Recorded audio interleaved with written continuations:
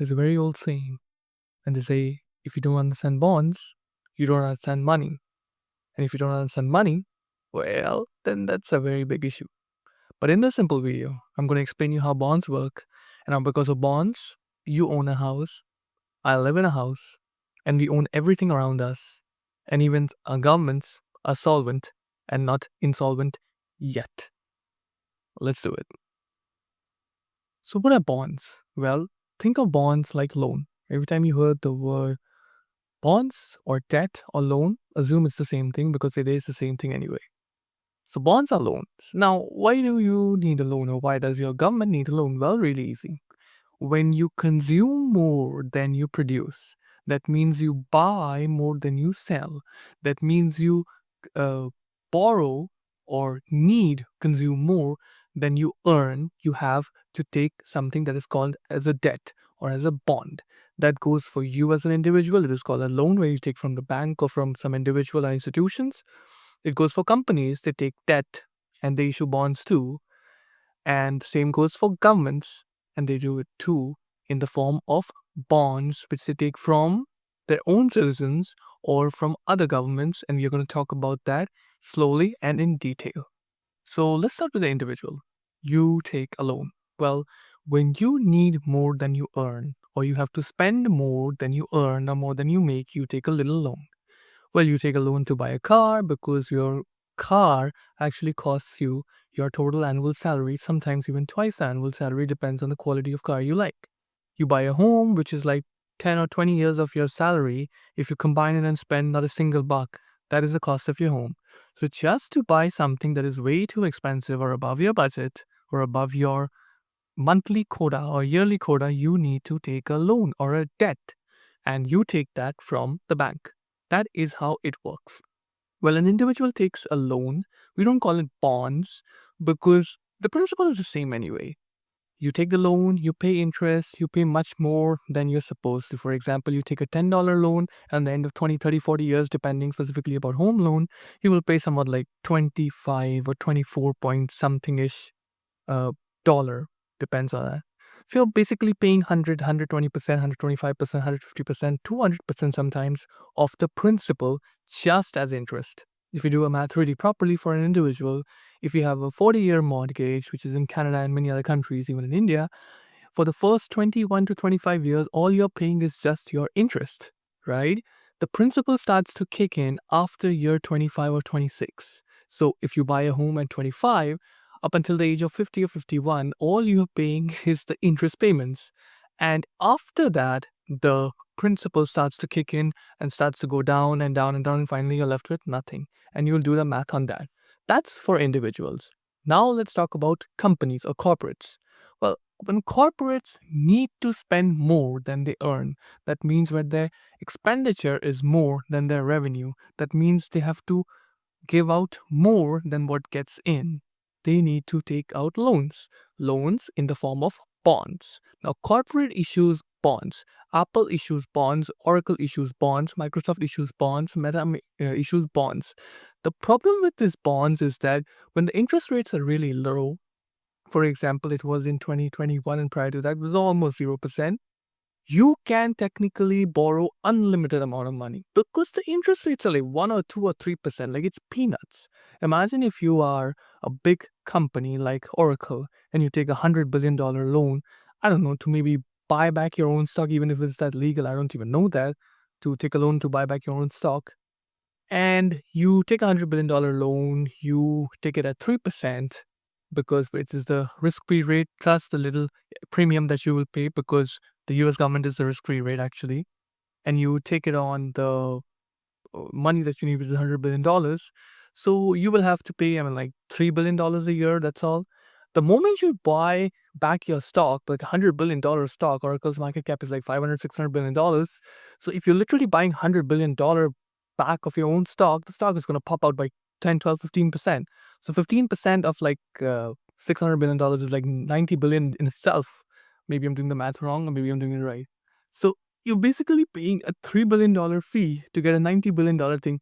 That's a corporate thing. We'll explain that later in some other video because it's a different history there. So that is how corporates take bond. They pay a little interest, they take the bond, they do basically for capex expansion, which is they're building something, a new data center, plant, a new business, acquisition, so on, so forth. It's the same old story. Now the most important part is the government, and this is where the fun kicks in. Now comes the government, the big fat machine of the economy, the one that controls the economy and manipulates it as and when needed. So, when governments need to fund wars, when government need to build something very expensive, maybe a new state or maybe some borders or something very expensive that requires an immense amount of money, an immense amount of capital, they issue bonds. Now I'll take you back to 1940s when the United States government, I think it was under FDR, when they were issuing bonds. It was called war bonds. Uncle Sam was issuing war bonds and said, if you are patriotic, you gotta buy war bonds, blah, blah, blah, blah, blah, whatever. So these were long-term bonds which were basically going to mature in 20 years, 1965, 1970s. Now, the United States has no idea when the war would end. So, well, you need a ton of money because wars are very expensive stuff. You need people, you need military, so on, so forth, and that too in a foreign land, not in your own land where you can control things and, make things, adjust things. And in a foreign land in Europe, you don't even know that. So they issued bonds. Now, these bonds had something called coupons. Now, what coupons is a really easy thing.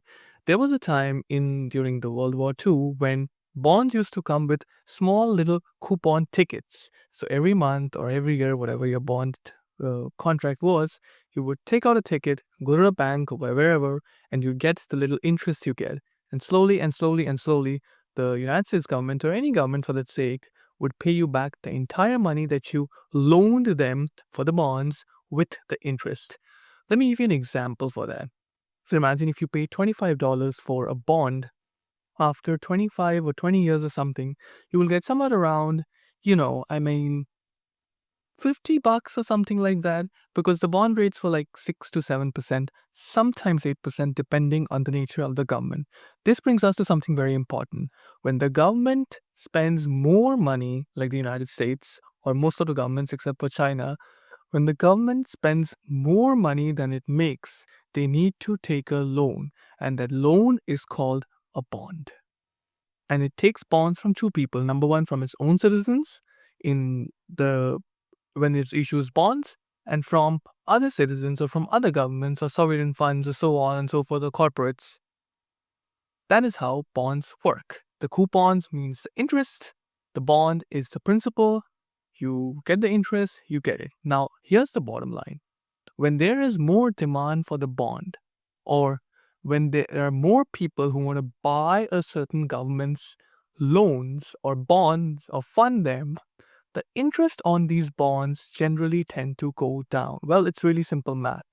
If 10 people need something, then that thing will be in more demand. So more demand and fixed supply means the guy who's issuing the bonds, in our case the government, can decide, well, I'm just going to pay you 3% or 4% or whatever. Inverse to that, when there is only two people who wants to take your loan, what happens is you need to seduce the investors with a little higher interest rate because it's risk-free anyway for most of the advanced economies, and you got to sell your bonds and raise money like that. So when there are more people who want your bond, you tend to pay less in interest or coupons, whatever. And when there are less people who want your bond or loan, like what's happening in a lot of advanced nations, you tend to pay more interest. Now, how is the government going to pay this interest? Well, pretty easy. The amount of money that the government is going to burn in other projects, maybe like military or maybe like infrastructure, that thing is going to return the money to the bondholders. That thing is going to pay for the principal. But sometimes what happens is, specifically for the United States government right now, that is not enough because you will only take a loan and the loan will only be fulfilled and will be prepaid back with the interest if you have organic growth, if your economy, if your country, or if your not expenses, the income is growing. If you don't have that, you will be in something called a spiral debt, where you take more debt to process the old debt. and then more debt to process the new debt, and the debt and the debt and the debt, and this keeps going on and on and on and on until something breaks down and the machinery collapses. And there's hyperinflation like you had in Germany after World War One, and the rest is history. So this is how simple the bonds work. Now, every now and then, the central bank would issue short-term bonds and long-term bonds. Short-term bonds have smaller interest rates, like because they are less volatile. Long-term bonds have much more bigger interest rates. It's not that much. It's like 100 basis point, 200 basis point difference, but not that big. So there are 10-year bonds, 30-year bonds, 40-year bonds, so on and so forth. Now, why do people buy bonds?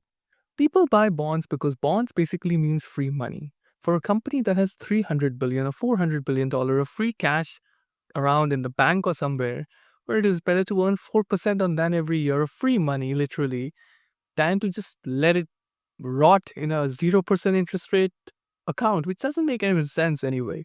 So that is why you buy bonds. And second of all, governments are really, really safe in most of the advanced countries like America, Canada, Germany, so on and so forth. They are not really going to default in a way.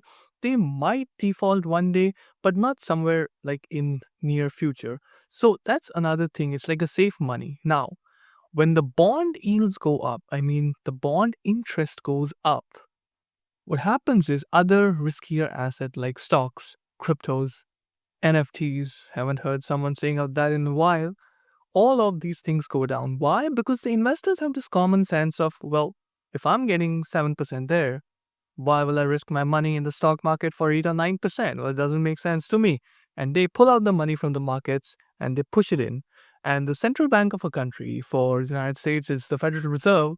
They have this machine where they flood the market with money when they need liquidity and then they take the money out. That is how this entire mechanism works. That is how this bond works. When the United States government wants to soak the liquidity, they will notch up the interest rates. I'm talking about short term interest rates, not long term. And when they want to flood the market with money so that there's more liquidity, there's more growth, more employment, so on and so forth, what they do is they print a ton of money, buy back the bonds, and that is how it goes. So bonds are basically how they make sure you have money to spend and then you don't have any money to spend.